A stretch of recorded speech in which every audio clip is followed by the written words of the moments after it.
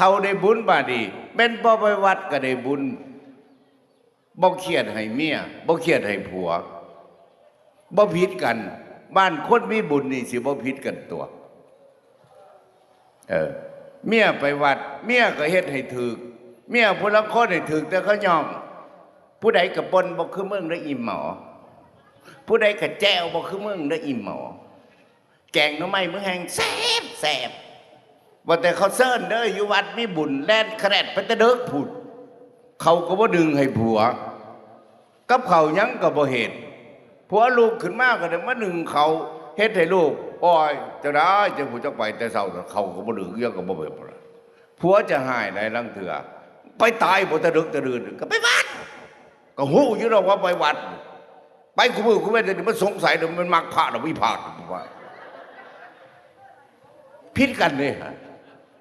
นี่เมียเหตุบ่ถือฟังไว้ผู้ใดเหตุจังสิเศร้านะปฏิบัติผัวให้ดีสักวันจะไปปฏิบัติพระยติญาณพระบ่ฮักผู้ละคนก็จอบเอาผัวพระอีกเรื่องบาดหาผัวบ่ได้ก็ไปหมอเอาไปเป็นหมู่